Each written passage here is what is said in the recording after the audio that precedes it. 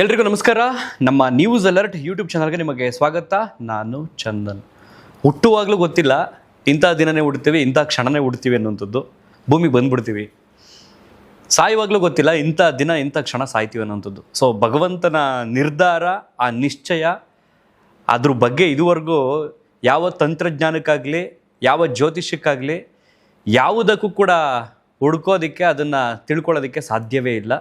So ಅದನ್ನು ವಿಧಿ ಅಂತ ಕರಿತೀವಿ. ಮೊದಲಿಗೆ ನಟ ದಿಲೀಪ್ ರಾಜ್ರವರ ಆತ್ಮಕ್ಕೆ ಶಾಂತಿ ಸಿಗಲಿ ಅಂತ ಭಗವಂತನಲ್ಲಿ ಪ್ರಾರ್ಥನೆ ಮಾಡ್ಕೊಳ್ಳೋಣ. ಅತಿ ಚಿಕ್ಕ ವಯಸ್ಸು, 47ನೇ ವಯಸ್ಸಿಗೆ ಹೃದಯಾಘಾತದಿಂದ ನಿನ್ನೆ ನಿಧನರಾದರು. ಅವರ ಸಂಪ್ರದಾಯದಂತೆ ರಾಮನಗರದ ಅವ್ರದ ಫಾರ್ಮ್ ಹೌಸಲ್ಲಿ ಅಂತ್ಯ ಸಂಸ್ಕಾರವೂ ಕೂಡ ಮುಗೀತು. ಏನು ಸಾಧಿಸ್ತಾ ಇದ್ದೀವಿ ನಾವು, ಏನು ಮಾಡ್ತಾ ಇದ್ದೀವಿ, ಲೈಫ್ ಸ್ಟೈಲ್ ಏನು ನಮ್ಮದು, ಜೊತೆಗೆ ಬದುಕೋದಕ್ಕೆ ಒಂದಷ್ಟು ನಿಯಮಗಳನ್ನು ಹಾಕ್ಕೊಂಡಿರ್ತೀವಿ.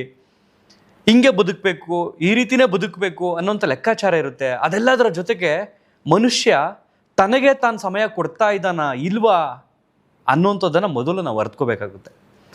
ಬಹುಶಃ ನಟ ದಿಲೀಪ್ ರಾಜ್ರವರ ವಿಚಾರದಲ್ಲೂ ಅದೇ ಆಯಿತು ಅಂತ ಅನಿಸುತ್ತೆ. ಬಟ್ ಇಂಥ ಕ್ಷಣದಲ್ಲೂ ಕೆಲವರಿಗೆ ಶೋಕಿ, ಅದೇನು ಎಲ್ಲವನ್ನು ಕೂಡ ನಾವು ವಿವರವಾಗಿ ಮಾತಾಡ್ತಾ ಹೋಗ್ತೀನಿ. ದಯವಿಟ್ಟು ತಾಳ್ಮೆ ಇದ್ದರೆ ಕೊನೆ ತನಕ ನೋಡಿ. ಮೊದಲಿಗೆ ಚಿತ್ರರಂಗ ಕಳೆದ ಒಂದಷ್ಟು ವರ್ಷಗಳ ಹಿಂದೆ ಕನ್ನಡದ ಮುತ್ತು ಮಾಣಿಕ್ಯ ಅನ್ನುವಂಥ ವ್ಯಕ್ತಿ ಅಪ್ಪು ಅವರನ್ನು ಕಳ್ಕೊಳ್ತು ಇದೇ ಹೃದಯಾಘಾತದಿಂದ. ಎಷ್ಟು ಫಿಟ್ ಆ್ಯಂಡ್ ಫೈನ್ ಆಗಿದ್ದಂಥ ಆ್ಯಕ್ಟರ್ ಹೃದಯಾಘಾತ ಅವ್ರಿಗಾಗುತ್ತೆ ಅಂತಂದರೆ ಎಂಥವ್ರಿಗಾದರೂ ಕೂಡ ಆಶ್ಚರ್ಯ. ಚಾನ್ಸೇ ಇಲ್ಲ. ಏನು ಅವ್ರಿಗೇನು ಬಜ್ಜು ಬಂದಿತ್ತಾ, ಹೊಟ್ಟೆ ಬಿಡ್ಕೊಂಡಿದ್ರ, ಅವ್ರೇನು ವರ್ಕೌಟ್ ಮಾಡ್ತಿರ್ಲಿವ, ಅವರಷ್ಟು ವರ್ಕೌಟ್ ಮಾಡ್ತಿದ್ದವರೇ ಇಲ್ವಲ್ಲ, ಈ ರೀತಿ ಪ್ರಶ್ನೆಗಳು ಅಪ್ಪು ಅವರ ನಿಧನದ ನಂತರ ಚರ್ಚೆ ಕಾರಣ ಆಗಿತ್ತು. ಕೆಲವರಿಲ್ಲ ಕೋವಿಡ್ ಲಸಿಕೆದೇ ಕಾರಣ ಇರಬಹುದು ಅನ್ನುವಂತಹ ಪ್ರಶ್ನೆಗಳು ಕೂಡ ಉಟ್ಕೊಂಡಿದ್ದು. ಸೊ ಅಂಥದ್ದೇ ಸಾಲಿನಲ್ಲಿ ಈಗ 47ನೇ ವಯಸ್ಸಿಗೆ ದಿಲೀಪ್ ರಾಜ್ರವರು ಕೂಡ ಇದೇ ಹೃದಯಾಘಾತಕ್ಕೆ ನಿಧನರಾಗ್ತಾರೆ. ನೆನ್ನೆ ಏನಾಯಿತು ಹಾಗಾದರೆ ಘಟನೆ? ಇವ್ರಿಗೆ ಆಲ್ರೆಡಿ ಒಂದಷ್ಟು ಸಿಂಪ್ಟಮ್ಸ್ ಕಾಣಿಸ್ಕೊಂಡಿದೆ. ಈ ವಾಚ್ಗಳು ಹೇಳ್ತೀವಲ್ಲ, ಇವರಲ್ಲೆಲ್ಲ ನಾವು ಹಾರ್ಟ್ ಬೀಟ್ ಚೆಕ್ ಮಾಡ್ಬೋದು, BP ಚೆಕ್ ಮಾಡ್ಬೋದು, ತುಂಬ ಟೆಕ್ನಾಲಜಿ ಇರೋ ವಾಚ್ಗಳಿವು. ಇದರಲ್ಲಿ ಏನು ಮಾಡ್ಕೊಂಡಿದ್ದಾರೆ ಅವರು, ಪಲ್ಸ್ ರೇಟ್ ಚೆಕ್ ಮಾಡ್ಕೊಂಡಿದ್ದಾರೆ, ಹಾರ್ಟ್ ಬೀಟ್ ಚೆಕ್ ಮಾಡ್ಕೊಂಡಿದ್ದಾರೆ. ಏನು ಪರ್ಫೆಕ್ಟಾಗಿ ಏನು ತೋರಿಸಲ್ಲ. ಆಸ್ಪತ್ರೆಗೆ ಹೋದ್ರೂ ನಮಗೆ 100% ಅಕ್ಯುರೇಸಿ ಎಲ್ಲೂ ಸಿಗಲ್ಲ ನಮಗೆ. ಬಟ್ ಅವ್ರೇನು ಮಾಡ್ಕೊಂಡಿದ್ದಾರೆ, ದಿಲೀಪ್ ರಾಜ್ರವರು ಚೆಕ್ ಮಾಡಿಕೊಂಡು ನಾಳೆ ಬೆಳಗ್ಗೆಗೆ ಹಾಸ್ಪಿಟಲ್ಗೆ ಹೋಗೋಣ ಅಂತ ಗಂಡ ಹೆಂಡತಿ ಇಬ್ಬರು ಡಿಸ್ಕಸ್ ಮಾಡ್ಕೊಂಡಿದ್ದಾರೆ. ಅಪಾಯಿಂಟ್ಮೆಂಟ್ ಕೂಡ ತೊಗೊಂಡಿದ್ದಾರೆ. ನಾಳೆ ಬೆಳಗ್ಗೆ ಹೋಗಬೇಕು, ಯಾಕಂತಂದರೆ ಇತ್ತೀಚೆಗೆ ಯಾಕೋ ಸ್ವಲ್ಪ ಪೇಯ್ನ್ ಆಗ್ತಾ ಇದೆ ಅನ್ನುವಂಥದ್ದು ಅವ್ರಿಗೆ ಗೊತ್ತಾಗಿದೆ. ಈ ನಮ್ಮ ಹೃದಯ ಅನ್ನೋಂಥದ್ದು ಐತಲ್ಲ, ನಮ್ಮ ದೇಹದ ಸಾಕಷ್ಟು ಆರ್ಗನ್ಗಳಿದ್ದಾವೆ. ಅವೆಲ್ಲವಕ್ಕೂ ಒಂದೊಂದು ಸ್ಥಾನ ಅಂತಿದ್ರೆ ಹೃದಯಕ್ಕೆ ತಾಯಿ ಸ್ಥಾನ ಇದೆ. ಇಮ್ಮಿಡಿಯೇಟಾಗಿ ಯಾವ ಕಾರಣಕ್ಕೂ ಈ ಹೃದಯ ಅನ್ನುವಂಥದ್ದು ಆಫ್ ಆಗಲ್ಲ, ಸ್ವಿಚ್ ಆಫ್ ಆಗಲ್ಲ. ಒಂದು ವಾರ 10 ದಿನಗಳ ಅಂತರದಲ್ಲಿ ಸಾಕಷ್ಟು ಸೂಚನೆಗಳನ್ನು ಕೊಡ್ತಾ ಬರುತ್ತೆ. ಪ್ರಾಬ್ಲಮ್ ಆಗ್ತಾ ಇದೆ, ಚೆಕ್ ಮಾಡಿಸ್ಕೊ, ಪ್ರಾಬ್ಲಮ್ ಆಗ್ತಾ ಇದೆ, ನೋಡಿಸ್ಕೊ ಅನ್ನೋಂಥದ್ದನ್ನು. ನಾವು ಅದನ್ನು ನೆಗ್ಲೆಕ್ಟ್ ಮಾಡಿದ್ವಿ ಅಂತಂದರೆ ಮಾತ್ರ ಕೊನೆ ಕ್ಷಣದಲ್ಲಿ ಈ ರೀತಿ ಆಗುತ್ತೆ. ಇವ್ರ ಲೈಫಲ್ಲಿ ಯಾವ್ಯಾವ ರೀತಿ ಸೂಚನೆಗಳನ್ನು ಕೊಟ್ಟಾಯಿತು, ಅಥವಾ ಅದನ್ನು ನೆನಪಿಗೆ ತಗೊಂಡಿದ್ದಾರೋ, ಅಥವಾ ಕೆಲಸದ ಒತ್ತಡಗಳಿಂದ ಅದನ್ನು ಪೋಸ್ಟ್ಪೋನ್ ಮಾಡ್ಕೊಂಡು ಬಂದರೋ ಗೊತ್ತಿಲ್ಲ. ನಿನ್ನೆ ಬೆಳಗಿನ ಜಾವ 5:15 ಇನ್ನೇನು ಸೂರ್ಯ ಹುಟ್ಟುವಂಥ ಸಮಯ. ಆ ಸಂದರ್ಭದಲ್ಲಿ ಎದೆನೋವು ಕಾಣಿಸ್ಕೊಂಡಿದೆ. ಎದೆನೋವು ಕಾಣಿಸ್ಕೊಂಡಾಗ ತಕ್ಷಣ ಅವ್ರ ಪತ್ನಿ ವಿದ್ಯಾ ಅವರಿಗೆ ಇನ್ಫಾರ್ಮ್ ಮಾಡಿದ್ದಾರೆ. ಅವರು ಇಮಿಡಿಯೇಟಾಗಿ ಏನೇನು ಮಾಡಬೇಕು ಅದೆಲ್ಲ ಮಾಡಿದ್ದಾರೆ. ಯಾವಾಗ ಇವರು ತಕ್ಷಣ ಆಗ್ತಿಲ್ಲ ಅಂತಂದಾಗ ಆಚೆ ಕಡೆ ಯಾರು ಕರ್ಕೊಂಬರ್ತೀನಿ ಅಂತಂದ್ಬಿಟ್ಟು ಆಚೆ ಕಡೆ ಹೋಗಿ ಚೀರಾಡ್ಕೊಂಡು ಕೂಗಾಡ್ಕೊಂಡು ಎಲ್ಪ್ ಅಂತ ಕೇಳಿದ್ದಾರೆ. ಆಗ ಆಟೋದವರೊಬ್ಬರು ಬಂದಿದ್ದಾರೆ. ಅಲ್ಲಿಂದ ಇವರನ್ನು ಮೆಟ್ಲಿಂದ ಕೆಳಗೆ ಇಳಿಸ್ಕೊಂಡು ಪಕ್ಕದ ಆಸ್ಪತ್ರೆ, ಅಂದರೆ ಅವ್ರ ಮನೆ ಪಕ್ಕ, ನಮ್ಮ ಅಕ್ಕಪಕ್ಕದಲ್ಲಿ ಯಾವುದು ಆಸ್ಪತ್ರೆ ಇರುತ್ತೆ ಫಸ್ಟ್ ಅಲ್ಲಿಗೆ ಓಡೋಗ್ತೀವಿ. ಡಾಕ್ಟರ್ ಇಲ್ಲ ಅಂತ ಹೇಳಿದ್ದಾರೆ ಅಲ್ಲಿ. ಯಾಕೆಂದರೆ ಬೆಳಗಿನ ಜಾವ 6 ಗಂಟೆ ಹೋದಾಗ ಡಾಕ್ಟರ್ ಇಲ್ಲ ಅಂತ ಹೇಳಿದ್ದಾರೆ. ಅಲ್ಲಿಂದ ಇನ್ನೊಂದು ಉತ್ರಳ್ಳಿ ಆಸ್ಪತ್ರೆ ಕರ್ಕೊಂಡೋಗಿದ್ದಾರೆ. ಆ ಆಸ್ಪತ್ರೆಯಲ್ಲೂ ಕೂಡ ಡಾಕ್ಟರ್ ಇಲ್ಲ ಅಂತ ಹೇಳಿದ್ದಾರೆ. ಅಲ್ಲಿಂದ ಸಾಗರ ಆಸ್ಪತ್ರೆ ಕರ್ಕೊಂಡೋಗಿದ್ದಾರೆ. ಹೆಚ್ಚು ಕಡಿಮೆ ಒಂದು 7-8 ಕಿಲೋಮೀಟರ್ ಡಿಸ್ಟೆನ್ಸ್. ಇಲ್ಲಿಂದ ಅಲ್ಲಿಗೆ ಹೋಗೋದಕ್ಕೆ ಏನಿಲ್ಲ ಅಂದರೆ ಒಂದು 30 ನಿಮಿಷ ತಗಲಿರುತ್ತೆ. ಟ್ರಾಫಿಕ್ ಇಲ್ವಲ್ಲ, ಆ ಕಾರಣದಿಂದ ಒಂದು 20 ನಿಮಿಷಕ್ಕೆ ಹೋಗಿರ್ಬೋದು. ಆ ಮಾರ್ಗ ಮಧ್ಯದಲ್ಲಿ ದಿಲೀಪ್ ರಾಜ್ರವರು ಕೊನೆ ಹೆಸರನ್ನು ಹೇಳ್ತಿದ್ದಾರೆ. ಆಸ್ಪತ್ರೆ ಕರ್ಕೊಂಡೋಗಿ ಅಲ್ಲಿ ತೋರಿಸ್ತಾರೆ. ಡಾಕ್ಟರ್ ಹೇಳ್ತಾರೆ ಈಸ್ ನೋ ಮೋರ್. ಸೊ ಅದಾದ ನಂತರ ಏನೇನೆಲ್ಲ ಆಯಿತು ಮಾಧ್ಯಮಗಳಲ್ಲಿ ನೀವು ಗಮನಿಸಿದ್ರಿ. ಅವರ ಪತ್ನಿ ಆಕ್ರಂದನ, ಚೀರಾಟ, ಗೋಳಾಟ, ಅದು ನೋಡ್ತಾ ಇದ್ದಾರೆ. ಎಂಥವ್ರಿಗಾದ್ರೂ ಒಂದು ಕ್ಷಣ ಯಪ್ಪ, ಸಾವು ಅನ್ನೋಂಥದ್ದನ್ನು ಇರಲೇಬಾರ್ದಿತ್ತೇನೋ ದೇವ್ರೆ, ಇದನ್ನೆಲ್ಲ ನೋಡೋದಕ್ಕಾಗ್ತಿಲ್ಲಪ್ಪ. ಹೆಣ್ಮಗು ಚೀರಾಡ್ತಿರೋದು, ಅಳ್ತಾ ಇರೋದು, ಅವ್ರ ಗಂಡನ್ನ ಅಪ್ಪ ಅಪ್ಪ ಅಪ್ಪ ಅಂತ ಹೋಗಿ ಮಾತಾಡಿಸ್ತಾ ಇರೋವಂಥದ್ದು, ಅವ್ರು ಬಂದಿದ್ದಾರೆ ಎದ್ದೇಳು, ಇವ್ರು ಬಂದಿದ್ದಾರೆ ಎದ್ದೇಳು ಅನ್ನುವಂಥದ್ದು. ಅಂದರೆ ಅವ್ರು ಕಂಪ್ಲೀಟ್ ಮೈಂಡಲ್ಲಿ ಕಳ್ಕೊಂಡ್ಬಿಟ್ಟಿದ್ದೀನಿ, ಅವ್ರನ್ನ ಹೇಗಾದ್ರೂ ಮಾಡಿ ಎಬ್ಬರಿಸ್ಬೇಕು ಅನ್ನುವಂಥದ್ದು ಒಂದು ಇರುತ್ತಲ್ಲ ಆಟ. ಸೊ ಅದೆಲ್ಲವನ್ನು ಕೂಡ ನೀವು ಮಾಧ್ಯಮಗಳಲ್ಲಿ ನೋಡಿದ್ರಿ. ಅಂಥ ಸಂದರ್ಭದಲ್ಲೂ ಕೆಲವರು ಈ ಮಾಧ್ಯಮಗಳೇನೋ ಕವರ್ ಮಾಡ್ತಿರ್ತಾವೆ ಬಿಡಿ, ಅವ್ರು ಕವರ್ ಮಾಡ್ತಿರೋದ್ರಿಂದ ಬೇರೆ ಬೇರೆ ಊರಲ್ಲಿ ಕೂತ್ಕೊಂಡು ಏನಾಗ್ತೈತೆ ಈ ಕ್ಷಣದಲ್ಲಿ ಅಂತ ಜನ ನೋಡ್ತಾ ಇರ್ತಾರೆ, ತಿಳ್ಕೊಳ್ತಾ ಇರ್ತಾರೆ, ಗೊತ್ತಾಗುತ್ತೆ. ಒಳ್ಳೆ ವಿಚಾರಗಳಿದ್ರೆ ಸರಿ, ಇಂಥ ವಿಚಾರಗಳಲ್ಲೂ ಕೂಡ ನೋಡ್ತಿರ್ತಾರೆ ಜನ, ಏನು ಮಾಡೋದಕ್ಕಾಗಲ್ಲ, ಅಯ್ಯೋ ಪಾಪ ಅಂತ ಕನಿಕರದಿಂದ ನೋಡ್ತಾ ಇರ್ತಾರೆ ಎಷ್ಟೋ ಜನ. ಆದರೆ ಕೆಲವರು ಮೊಬೈಲಲ್ಲೂ ಶೋಕಿ ಮಾಡ್ಕೊಂಡು ವಿಡಿಯೋ ಮಾಡೋಕೆ ಹೋಗ್ತಾರಲ್ಲ, ಅದಂತೂ ತೀರಾ ಬೇಸರ ತಂದುಬಿಡೈತದು. ಇಷ್ಟೊಂದು ಮುಜುಗರ ಮಾಡಬೇಕಾ ಫ್ಯಾಮಿಲಿನ, ಇಷ್ಟೊಂದು ಹೊಟ್ಟೆ ಉರಿಸ್ಬೇಕಾ ಅವ್ರುಗಳಿಗೆ, ಇಷ್ಟೊಂದು ಹಿಂಸೆ ಕೊಡಬೇಕಾ, ತೀರಾ ಹತ್ರದಿಂದ ಹೋಗಿ ಅಂತ ಅನಿಸ್ತೈತೆ. ರೋಹಿತ್ ಅವರು, ನಿರ್ದೇಶಕರು ರೋಹಿತ್ ಅವ್ರ ಹತ್ರ ಫಸ್ಟು ಇವರು ವಿದ್ಯಾ ಅವರು ಅಳ್ಕೊಂಡು ಮಾತಾಡ್ತಿರ್ತಾರೆ, ಅವರು ಸಮಾಧಾನವನ್ನು ಮಾಡ್ತಿರ್ತಾರೆ ಇವ್ರಿಗೆ, ದಿಲೀಪ್ ರಾಜ್ರವರ ಪತ್ನಿಯವ್ರಿಗೆ. ಅಲ್ಲಿಂದ ರೋಹಿತ್ ಸರ್ ಬಂದಿದ್ದಾರೆ ಎದ್ದೇಳು, ಸ್ಕ್ರಿಪ್ಟ್ ಬಗ್ಗೆ ಮಾತಾಡ್ತಿದ್ದಲ್ಲ, AI ಬಗ್ಗೆ ಮಾತಾಡ್ತಿದ್ದಲ್ಲ, ಏನಾದ್ರು ಕರೆಕ್ಷನ್ ಇದ್ರೆ ಮಾತಾಡು ಅಂತ ಅವ್ರ ಗಂಡನ ಎಬ್ಬಿಸ್ಬೇಕು ಅಂತ ಹಂಬಲ ಪಡ್ತಾ ಇದ್ದಾರೆ. ಈ ಕಡೆ ರೋಹಿತ್ ಅವರು ಕೂಡ ಕಣ್ಣೀರು ಹಾಕೊಂಡು ಬರ್ತಾ ಇದ್ದಾರೆ. ಅಂದ್ರೆ ಯಾರಿಗೂ ಕೂಡ ಆ ಸಂದರ್ಭದಲ್ಲಿ ಮೃತಪಟ್ಟಂಥವ್ರ ಮನೆಯವ್ರಿಗೆ ಧೈರ್ಯ ತುಂಬೋದಕ್ಕೆ ಸಾಧ್ಯವೇ ಇಲ್ಲ. ದಯವಿಟ್ಟು ಅರ್ಥ ಮಾಡ್ಕೊಳ್ಳಿ, ನಾವೆಲ್ಲ ನಾಳೆ ದಿನ ಹೋಗ್ತೀವಿ, ಇವತ್ತು ಅವರು ನಾಳೆ ನಾವು, ಈ ರೀತಿ ಎಷ್ಟೋ ಧೈರ್ಯದ ಮಾತುಗಳು ಹೇಳಿದ್ರು ಸಾಲೋದೇ ಇಲ್ಲ ಆ ಮಾತುಗಳು. ಸೊ ಅವ್ರು ಸಮಾಧಾನ ಮಾಡ್ತಾ ಇದ್ದಾರೆ. ದಿಲೀಪ್ ರಾಜ್ರವರ ಪತ್ನಿ ಅವರ ಪಾರ್ಥಿವ ಶರೀರದ ಮುಂದೆ ನಿಂತ್ಕೊಂಡು ಗೊಳಾಡ್ಕೊಂಡು ಹಿಂಗೆ ಬಂದಿದ್ದಾರೆ, ಎದ್ದೇಳಪ್ಪ ಅಂತ ಕೇಳ್ತಾರೆ. ಯಾರೋ ಗೊತ್ತಿಲ್ಲ ವ್ಯಕ್ತಿ ಹತ್ರದಿಂದ ಹೋಗ್ಬಿಟ್ಟು ಹಿಂಗೆ ಮೊಬೈಲಲ್ಲಿ ಹಿಂಗೆ ಶೂಟ್ ಮಾಡ್ತಾ ಇದ್ದಾರೆ. ಅವ್ರಿವ್ರು ಉಗಿಯೋದು ಬೇಡ ಅಥವಾ ಅವ್ರಿವ್ರು ಬೈಯೋದು ಬೇಡ, ಸ್ವತಃ ದಿಲೀಪ್ ರಾಜ್ರವರ ಪತ್ನಿ ವಿದ್ಯಾ ಅವರೇನೆ ಏನಕ್ಕೆ ವಿಡಿಯೋ ಮಾಡ್ತಾ ಇದ್ದೀರಾ, ನೀವೆಲ್ಲ ಯಾಕೆ ಬಂದಿದ್ದೀರಾ ಹೋಗಿ ಅಂತ ಆಕ್ರೋಶದಿಂದ ಬೈತಾರೆ.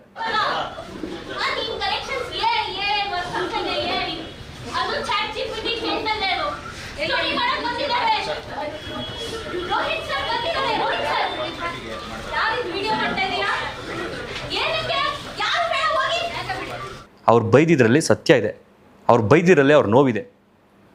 ಏನು ಖುಷಿಯ ಕ್ಷಣನ ಅದು ಸೆರೆ ಹಿಡಿದು ಇನ್ನೊಂದು ದಿನ ಕೂತ್ಕೊಂಡು ನೋಡೋಣ ಅಂತ ಹೇಳೋದಕ್ಕೆ, ಖುಷಿಯ ಕ್ಷಣನ ಅದು ನೀವು ಸೆರೆ ಹಿಡಿದು ಅದನ್ನು ಅಪ್ಲೋಡ್ ಮಾಡಿ ಆ ಫ್ಯಾಮಿಲಿಯವ್ರು ಮತ್ತೆ ಅದನ್ನು ರಿವೈಂಡ್ ಮಾಡ್ಕೊಂಡು ನೋಡೋದಕ್ಕೆ. ಜನಗಳಿಗೆ ಅರ್ಥ ಆಗಬೇಕು, ಈ ರೀತಿ ಮಾಡುವಂಥವ್ರಿಗೆ ಅರ್ಥ ಆಗಲೇಬೇಕು. ಯಾವ ಹೀರೋಯಿನ್ ಬರ್ತಾವ್ರೆ, ಯಾರೋ ಹೀರೋ ಬರ್ತಾವ್ರೆ ಅಂತಂದ್ರೆ ಓಡೋಗಿ ವಿಡಿಯೋ ಮಾಡುವಂಥದ್ದು, ಓಕೆ ಅದು ಮಾಡ್ಕೊಳ್ಳಿ. ಸಾವಿನ ಮನೆಯಲ್ಲಿ ಇದೆಂಥ ಶೋಕಿ, ಸೂತ್ಕದ ಮನೆಯಲ್ಲಿ ಇದೆಂಥ, ನನಗಂತೂ ಅರ್ಥ ಆಗ್ತಿಲ್ಲ. ಯಾವ ಕ್ಷಣಕ್ಕೆ ವಿಡಿಯೋ ಮಾಡ್ಕೊಂಡು ಎಲ್ಲೋ ಅಪ್ಲೋಡ್ ಮಾಡೋದಕ್ಕೆ ಬೇಡ, ಮಾಡೋದಕ್ಕೆ ಸಾಕಷ್ಟಿದ್ದಾವೆ ನಿಮಗೆ ಅವಕಾಶಗಳು. ಈ ರೀತಿ ಸೂತ್ಕದ ಮನೇಲಿ ಹೋಗ್ಬಿಟ್ಟು ಅವ್ರನ್ನೇ ಚಿತ್ರೀಕರಣ ಮಾಡುವಂಥದ್ದು, ಅದನ್ನು ನೋಡಿದಾಗ ಅವ್ರಿಗೆ ಎಷ್ಟು ಅನ್ಸಲ್ಲ. ಇಂಡಸ್ಟ್ರಿಯವರು ಅವ್ರಿಗೆ ಗೊತ್ತು, ಕ್ಯಾಮರಾ ಲೈಟಿಂಗ್ಸು ಅದೆಲ್ಲ ಗೊತ್ತು, ಅದೆಲ್ಲ ನೋಡಿರ್ತಾರೆ. ಅಂಥದ್ರಲ್ಲಿ ನನ್ನ ಫ್ಯಾಮಿಲಿದು ಇಂಥದ್ದೊಂದು ಇನ್ಸಿಡೆಂಟ್ ಆಗಿರೋದನ್ನ ಯಾರೋ ಚಿತ್ರೀಕರಣ ಮಾಡ್ತಾರೆ ಅಂತಂದಾಗ ಅವ್ರಿಗೆ ಎಷ್ಟು ನೋವಾಗಲ್ಲ. ದಯವಿಟ್ಟು ಇದನ್ನು ನಿಲ್ಲಿಸ್ಬಿಡಿ. ಮಾಧ್ಯಮದವ್ರೇನೋ ಚಿತ್ರೀಕರಣ ಮಾಡ್ತಾರೆ ಅಥವಾ ಅದನ್ನ ಅಲ್ಲೇ ಶೂಟ್ ಮಾಡ್ತಾರೆ, ಲೈವ್ ಟೆಲಿಕಾಸ್ಟ್ ಮಾಡ್ತಾ ಇರ್ತಾರೆ, ಅದೊಂಥರ ಓಕೆ, ಅದು ಜನಸಾಮಾನ್ಯರಿಗೆ ಅದು ಹೋಗ್ತಾ ಇರುತ್ತೆ, ಈ ಕ್ಷಣದಲ್ಲಿ ನಡೀತಾ ಇದೆ ಅನ್ನೋಂಥದ್ದು. ಬಟ್ ಮೊಬೈಲ್ನಲ್ಲೆಲ್ಲ ಹೋಗಿ ಅಪ್ಲೋಡ್ ಮಾಡ್ಕೊಳ್ಳುವಂಥದ್ದು, ಮೊಬೈಲ್ನಲ್ಲೆಲ್ಲ ಹೋಗಿ ಶೂಟ್ ಮಾಡುವಂಥದ್ದು ತೀರಾ ಅತಿರೇಕ ಅಂತ ಅನ್ಸ್ಬಿಡುತ್ತೆ. ಸಾಮಾನ್ಯವಾಗಿ ಅದು ನಿಮ್ಮ ಮನಸ್ಸಿಗೆ ಬರಬೇಕು, ಇನ್ನೊಬ್ರು ಹೇಳಿ ಬರುವಂಥದ್ದಲ್ಲ. ನಾನು ಹಿಂಗೆ ಹತ್ರದಲ್ಲಿ ಹೋಗಿ ಆ ಮಹಿಳೆ ಹೇಳ್ತಾ ಇರೋದನ್ನ ಗೋಳಾಡ್ತಾ ಇರೋದು ಹಿಂಗೆ ಶೂಟ್ ಮಾಡ್ತಾ ಇದ್ದೀನಿ ಅಂತಂದರೆ ನನಗೇನು ಅನ್ನಿಸ್ಬೇಕು, ಅವ್ರು ನನ್ನ ಫ್ಯಾಮಿಲಿಯವರಾಗಿದ್ರೆ ನಾನು ಹಿಂಗೆ ಮಾಡ್ತಿದ್ನ ಅಂತ ಅನ್ನಿಸ್ಬೇಕು. ಆ ಕ್ಷಣದಲ್ಲಿ ಅದು ನನ್ನದೇ ಕುಟುಂಬದವ್ರು ಯಾರೋ ಹಂಗಾಗಿದ್ದಾರೆ, ನಾನು ಅದನ್ನು ಶೂಟ್ ಮಾಡ್ತೀನ ಅಂತ ಅನ್ನಿಸ್ಬೇಕಷ್ಟೆ. ಇನ್ನು ಇತ್ತ ಸಾಮಾಜಿಕ ಜಾಲತಾಣದಲ್ಲಿ ಒಂದಷ್ಟು ಚರ್ಚೆ ಆಗ್ತಾ ಇದೆ. ಏನು ಅಂತಂದರೆ, ಯುವಕರಾಗಿರ್ಬೋದು ಅಥವಾ ನಮ್ಮ ಜನಸಾಮಾನ್ಯರಾಗಿರ್ಬೋದು, ಈ ದುಡಿಯುವಂಥ ಹಠದಲ್ಲಿ, ದುಡಿಯುವಂಥ ಮಾರ್ಗದಲ್ಲಿ ನಮ್ಮ ಹೆಲ್ತ್, ನಮ್ಮ ಆರೋಗ್ಯವನ್ನೇ ಪಕ್ಕಕ್ಕೆ ಇಟ್ಬಿಟ್ಟಿದ್ದೀವಿ, ತಲೆನೇ ಕೆಡಿಸ್ಕೊಳ್ತಿಲ್ಲ. ಗಾಡೀಲಿ ಏನಾದ್ರು ಪ್ರಾಬ್ಲಮ್ ಬಂತು ಅಂತಂದರೆ ಹೋಗಿ ಚೆಕ್ ಮಾಡಿಸ್ಕೊಂಡು ಅದನ್ನು ರೆಡಿ ಮಾಡಿಸ್ಕೊಂಡು ಬರ್ತೀವಿ.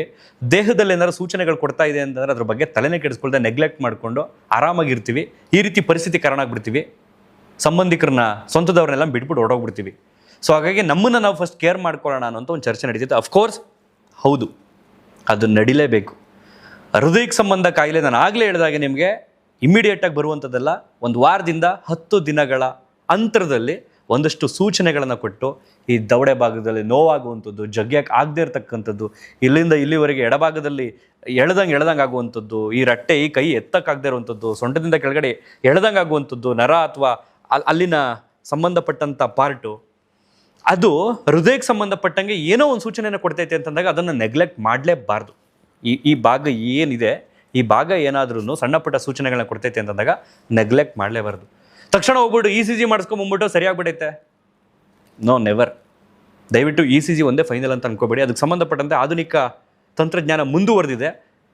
ಏನೊಂದು 5,000 ಖರ್ಚಾಗ್ಬೋದು, ಜೀವಕ್ಕಿಂತ ಮುಖ್ಯನ 5,000 ಅಂತ ಅನ್ನಿಸ್ಬೇಕು ಆ ಕ್ಷಣದಲ್ಲಿ. ಸೊ ಚೆಕ್ ಮಾಡಿಕೊಂಡು ಅದಾದ ನಂತರ ನಮ್ಮ ದೇಹದಲ್ಲಿ ಏನೇನು ಬದಲಾವಣೆ ಆಗ್ತಾ ಇದೆ, ಏನೇನೆಲ್ಲ ಕಂಡು ಬಂದಿದೆ, ಅದನ್ನು ಸಂಬಂಧಪಟ್ಟಂಗೆ ಡಾಕ್ಟ್ರುಗಳಿರ್ತಾರೆ, ಪರ್ಸ್ನಲ್ ಡಾಕ್ಟ್ರುಗಳಿರ್ತಾರೆ, ಅವ್ರನ್ನ ಭೇಟಿ ಮಾಡಿ. ನಿಮ್ಮ ಜೀವಕ್ಕಿಂತ ದೊಡ್ಡದು ಈ ಜಗತ್ತಲ್ಲಿ ಇನ್ಯಾವುದೂ ಇಲ್ಲ. ನಾವು ಬದುಕಿದ್ರೆ ಏನನ್ನ ಬೇಕಾದರೂ ನೋಡ್ಬೋದು, ಏನನ್ನ ಬೇಕಾದರೂ ಸಾಧಿಸ್ಬೋದು. ನಾವೇ ಬದುಕಿಲ್ಲ ಅಂತಂದರೆ ಏನು ಸಾಧಿಸ್ತೀವಿ, ಏನು ನೋಡ್ತೀವಿ? ಒಂಟಿ ಮಾಡಿಬಿಟ್ಟು ಅನಾಥ ಮಾಡ್ಬಿಟ್ಟು ಹೊಡೋಗ್ಬಿಡ್ತೀವಿ ಫ್ಯಾಮಿಲಿನ. ಸೊ ಹಾಗಾಗಿ ಲೈಫ್ ಸ್ಟೈಲ್ ಚೇಂಜ್ ಮಾಡ್ಕೊಳ್ಳಿ. ನಾನು ನಿಮ್ಗೆ ಹೇಳ್ತಾ ಇದ್ದೀನಿ, ನನ್ನ ಲೈಫ್ ಸ್ಟೈಲ್ ಅಂತೂ ಇನ್ನೂ ತುಂಬ ಖರಾಬಾಗಿದೆ.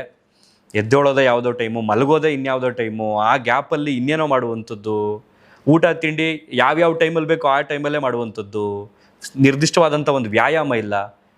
ನೆನ್ನೆ ನೋಡಿದ ತಕ್ಷಣ ನಂಗೆ ಅನಿಸಿದಷ್ಟೇ, ಇನ್ನು ಮುಂದೆ ಆದರೂ ನಾವು ಬದಲಾಗಬೇಕು ಅಂತ. ಸೊ ಹಾಗಾಗಿ ನನ್ನ ಲೈಫ್ ಸ್ಟೈಲ್ ಚೇಂಜ್ ಆಗೋದ್ರ ಜೊತೆಗೆ ಒಂದಷ್ಟು ಜನರ ಲೈಫ್ ಸ್ಟೈಲ್ ಚೇಂಜ್ ಆಗಬೇಕು ಅನ್ನೋ ಉದ್ದೇಶದಿಂದ ಈ ವಿಡಿಯೋ ಮಾಡಿ ಇಲ್ಲಿಗೆ ಮುಗಿಸ್ತಾ ಇದ್ದೀನಿ. ದಯವಿಟ್ಟು ನಿಮ್ಮ ಆರೋಗ್ಯ ನಿಮ್ಮ ಕೈಯಲ್ಲಿದೆ. ದೇವ್ರ ಹತ್ರ ಹೋಗಿ ನಾವು ಐಶ್ವರ್ಯ ಕೊಡಪ್ಪ, ಅಂತಸ್ತು ಕೊಡಪ್ಪ, ಹಣ ಕೊಡಪ್ಪ ಅಂತ ಕೇಳೋದಕ್ಕಿಂತ ಮೊದಲು ದಯವಿಟ್ಟು ನೀವು ಏನಾದರೂ ಕೇಳೋದಿದ್ರೆ ಆರೋಗ್ಯವನ್ನು ಚೆನ್ನಾಗಿ ಕೊಡಪ್ಪ ಅಂತ ಫಸ್ಟ್ ಕೇಳ್ಕೊಡಿ. ಅದೊಂದಿದ್ರೆ ಏನು ಬೇಕಾದರೂ ಸಂಪಾದನೆ ಮಾಡ್ಬೋದು. ಎಷ್ಟೋ ಜನರ ಬಳಿ ಕೋಟಿ ಕೋಟಿ ಹಣ ಇದೆ, ಒಂದು ಸ್ವೀಟ್ ತಿನ್ನೋಕ್ಕಾಗಲ್ಲ, ಖುಷಿಯಾಗಿರೋಕ್ಕಾಗಲ್ಲ, ಟ್ಯಾಬ್ಲೆಟ್ಸ್ಗಳು ರಾಶಿ ರಾಶಿ ನುಂಗಬೇಕು. ಸೊ ಹಾಗಾಗಿ ಆರೋಗ್ಯ ಇದ್ದಂಥವನೇ ಈ ದೇಶದ ಮೊದಲ ಶ್ರೀಮಂತವನೇ. ಸೊ ಇದನ್ನಿಷ್ಟು ಹೇಳ್ತಾ ನಮ್ಮ ಜೀವನ ಶೈಲಿಯನ್ನು ಬದಲು ಮಾಡಿಕೊಳ್ಳೋಣ. ನಿಯಮಿತವಾದಂಥ ಆಹಾರ, ಮಿತವಾದಂಥ ವ್ಯಾಯಾಮ ಮಾಡೋಣ. ನಿದ್ರೆ ತುಂಬ ಇಂಪಾರ್ಟೆಂಟ್. ಕನಿಷ್ಠ 8 ಗಂಟೆಗಳ ಸಮಯವಾದರೂ ನಮ್ಮ ದೇಹಕ್ಕೆ ನಿದ್ರೆ ಬೇಕೇ ಬೇಕು. ಅದನ್ನು ಅಳವಡಿಸ್ಕೊಳ್ಳೋಣ. ಈ ಮೊಬೈಲ್ ಅನ್ನೋಂಥದ್ದನ್ನು ಒಂಚೂರು ಕಡಿಮೆ ಮಾಡೋಣ. ಕಡಿಮೆ ಮಾಡಲೇಬೇಕು. ಸ್ವಲ್ಪ ಫ್ಯಾಮಿಲಿ ಜೊತೆಗೆ ಒಂದಷ್ಟು ಕ್ಷಣಗಳನ್ನು ನಗ್ತಾ ನಗ್ತಾ ಕಳೆದ್ರೆ ದೇಹನೂ ಕೂಡ ಆರಾಮಾಗುತ್ತೆ. ಈ ದೇಹ ಏನೂ ಇಲ್ಲ, ಒಂಥರ ಬೆಣ್ಣೆ ಮುದ್ದೆ ಇದೆ ಅಷ್ಟೇ. ಅದು ಕರಗಿಸಿದ್ರೆ ತುಪ್ಪ ಆಗುತ್ತೆ, ಕರಗದಿದ್ರೆ ಬೆಣ್ಣೆ ಕೊಳ್ತೋಗುತ್ತೆ. ಸೊ ಹಾಗಾಗಿ ಹೆಂಗೆ ಹಿಡ್ಕೋಬೇಕು ಅನ್ನೋವಂಥದ್ದು ನಮ್ಮ ಕೈಲೇ ಇರುತ್ತೆ. ತುಪ್ಪ ಎಷ್ಟು ದಿನ ಬೇಕಾದ್ರೂ ಇಡ್ಬೋದು ಕರಗಿಸಿದ್ರೆ. ಸೊ ಹಂಗೆ ಇದನ್ನು ಕೂಡ ಚೆನ್ನಾಗಿ ಕರಗಿಸಿದ್ರೆ, ದೇಹನೂ ಚೆನ್ನಾಗಿ ದಂಡಿಸಿದ್ರೆ, ಅಂದರೆ ಅತಿ ಆಗಲ್ಲ, ಮಿತವಾಗಿ ಆರೋಗ್ಯವಾದಂಥ ಜೀವನವನ್ನು ನಡೆಸ್ಬೋದು ಅಂತ ಕೇಳ್ಕೊಳ್ತಾ ಈ ಒಂದು ವಿಡಿಯೋನಲ್ಲಿ ಮುಗಿಸ್ತಾ ಇದ್ದೀನಿ. ದಯವಿಟ್ಟು ಕೆಲವರಲ್ಲಿ ಕಳಕಳೆಯ ಮನವಿ, ಸೂತ್ಕದ ಮನೆಗೆ ಹೋಗಿ ತುಂಬ ಝೂಮ್ ಮಾಡ್ಕೊಂಡು ವಿಡಿಯೋ ಮಾಡುವಂಥದ್ದನ್ನು ದಯವಿಟ್ಟು ನಿಲ್ಲಿಸಿ ರಿಕ್ವೆಸ್ಟ್ ಅಂತ ಕೇಳ್ಕೊಳ್ತಾ ಈ ವಿಡಿಯೋನಲ್ಲಿ ಎಂಡ್ ಮಾಡ್ತಾ ಇದ್ದೀನಿ. ಮತ್ತೊಮ್ಮೆ ಅವರ ಆತ್ಮಕ್ಕೆ ಶಾಂತಿ ಸಿಗಲಿ, ಅವ್ರ ಕುಟುಂಬಕ್ಕೆ ಭಗವಂತ ದುಃಖವನ್ನು ಭರಿಸುವಂಥ ಶಕ್ತಿಯನ್ನು ಕೊಡಲಿ, ಧೈರ್ಯ ಕೊಡಲಿ ಅಂತ ಕೇಳ್ಕೊಳ್ತಾ ಈ ವಿಡಿಯೋನಲ್ಲಿ ಎಂಡ್ ಮಾಡ್ತಾ ಇದ್ದೀನಿ. ಧನ್ಯವಾದ. Thank you so much.